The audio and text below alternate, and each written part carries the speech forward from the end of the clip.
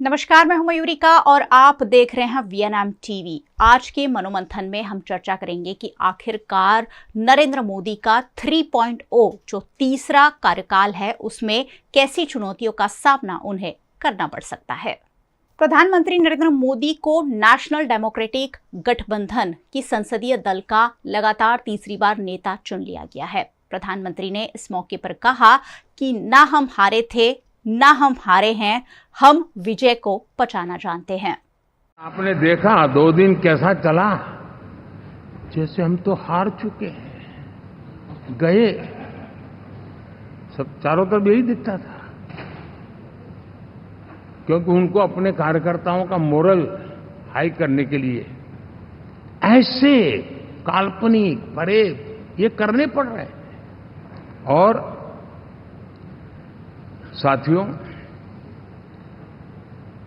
गठबंधन के इतिहास में अगर आंकड़ों के हिसाब से देखें तो ये सबसे मजबूत गठबंधन की सरकार है।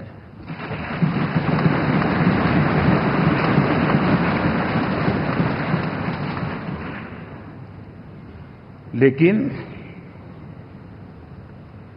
कोशिश ये की गई कि इस विजय को स्वीकार न करना, उसको पराजय के छाया में डुबो कर रखना, लेकिन उसकी ऐसी चीजों की बाल मृत्यु हो जाती है और हो भी गई। लेकिन देशवासी जानते हैं कि न हम हारे थे न हम हारे हैं।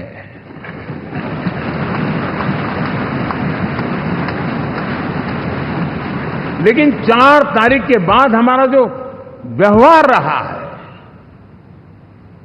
वो हमारी वो पहचान बताता है कि हम विजय को पचाना जानते हैं।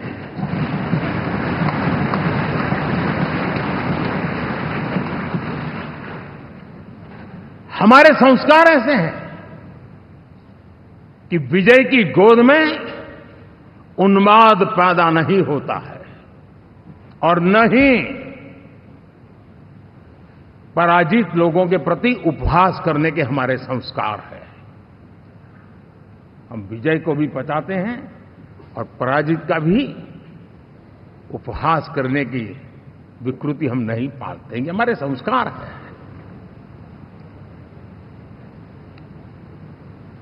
अब किसी भी बालक को पूछो कि भाई लोकसभा के चुनाव के पहले सरकार किसकी थी, तो कहेगा एनडीए। 24 के नतीजों के बाद सरकार किसकी बनी, एनडीए। फिर हारे कहां से भाई? पहले भी एनडीए थी, आज भी एनडीए और कल भी एनडीए है।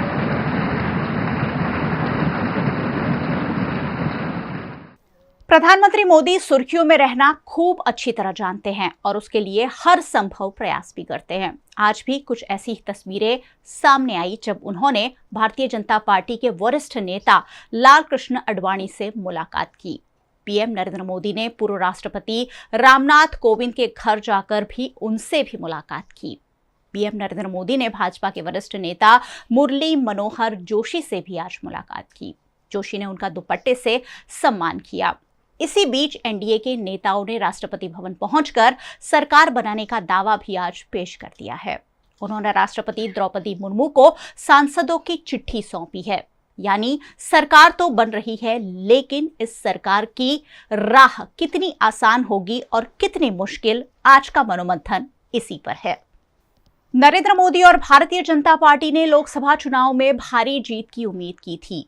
हालांकि नतीजे ये बता रहे हैं कि ब्रांड मोदी को बड़ा झटका लगा है।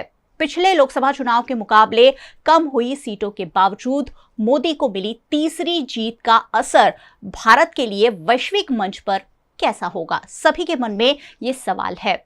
ब्रिटेन स्थित थिंक टैंक बैटम हाउस के दक्षिण अफ्रीका के सीनियर रिसर्च फेलो डॉक्टर क्षितिज वाजपेयी कहते हैं कि विदेश नीति के मोर्चे पर, चाहे वो मजबूत जनादेश से आए या कमजोर से, भारत को निवेश के लिए आकर्षक स्थान बनाने की प्राथमिकता का अपना लक्ष्य प्रधानमंत्री मोदी जरूर हासिल करेंगे। कुछ जानकार ये भी मानते हैं कि मोदी की विदेश नीति और अधिक मजबूत हो सकती है। 3.0 कार्यकाल की बात है, हिंदुत्व की उनकी मूल विचारधारा है और इसी के इर्द गिर्द ये घूमेगी। लेकिन कार्नेगी इंडोगेट फॉर इंटरनेशनल पीस में सीनियर फेलो और दक्षिण एशिया कार्यक्रम के डायरेक्टर मिलन वैष्णव इस बात से बिल्कुल सहमत नहीं है। उनका कहना है कि मुझे उम्मीद नहीं है कि एनडीए के तीसरे कार्यकाल में विदेश नीति में कोई खास बदलाव आएगा, क्योंकि ये जो राजनीतिक बदलाव हम देख रहे हैं वो स्ट्रक्चरल है। यही बदलाव भारत को अपनी ताकत बढ़ाने में मदद कर रहा है। कमजोर होते अमेरिका, विस्तारवादी चीन और विद्रोही रूस सामूहिक रूप से ग्लोबल सिनेरियो पर भारत की सेंटर भूमिका को बढ़ाते हैं। विश्लेषकों का कहना यह भी है कि मोदी जानते हैं कि वैश्विक मंच पर देश की लोकतांत्रिक साख के बारे में बात किए बिना वो अपनी वैश्विक महत्वाकांक्षाओं को हासिल नहीं कर सकेंगे। एक उदाहरण देती हूं। ठीक 1 साल पहले जब नरेंद्र मोदी अमेरिका के ऐतिहासिक राजकीय दौरे पर गए थे तो 70 से अधिक सांसदों ने अमेरिकी राष्ट्रपति जो बाइडेन को एक पत्र लिखा था। उस पत्र में आग्रह किया गया कि बाइडेन मोदी से भारत में लोकतंत्र की गिरावट और प्रेस की आजादी के सिकुड़ने पर चिंता व्यक्त करे। हालांकि सार्वजनिक तौर पर मोदी का स्वागत एक नायक के जैसे अमेरिका में हुआ। इससे भी अहम बात यह थी कि मोदी ने गर्व के साथ भारत की लोकतांत्रिक साख के बारे में ही वहां बात की और कहा कि भारत को लोकतंत्र की जननी कहा। यानी विश्व मंच पर भी लोकतंत्र की साख बचाना तीसरे कार्यकाल में मोदी के लिए बड़ी चुनौती होगा। लोकसभा चुनाव में लगातार तीसरी बार देश में एनडीए की सरकार बन तो रही है, पूर्ण बहुमत के साथ सरकार बन रही है, लेकिन यह सरकार एनडीए की है, बीजेपी की नहीं। इस बार जनता का मैंडेट साफ है, उसे मजबूत विपक्ष भी चाहिए और किसी एक दल को बहुत बड़ा बहुमत भी जनता ने नहीं दिया है।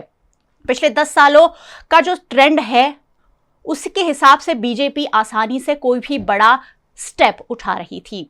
उसका रास्ता साफ इसलिए रहा क्योंकि उसके बाद अपने दम पर बहुमत था। वो प्रचंड बहुमत ही बीजेपी को बिना डर के कई फैसले लेने के लिए सक्षम बना रहा था। इसी वजह से अनुच्छेद 370 हटा। इसी वजह से तमाम विवादों के बावजूद भी ट्रिपल तलाक के खिलाफ कानून लाया गया, सीएए को लागू कर दिया गया।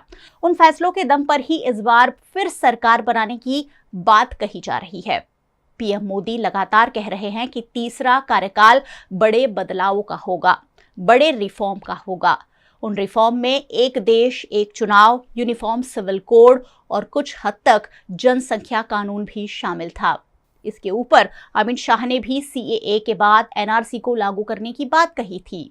उन्होंने कहा था कि चरण हर चरण इसे भी लागू किया जाएगा, लेकिन अब वो फैसले लेने हैं आसान नहीं होगा। उनका सहारा देने वाला प्रचंड बहुमत अब मौजूद नहीं है। इस बार केंद्र में मोदी की नहीं एनडीए की सरकार बन रही है।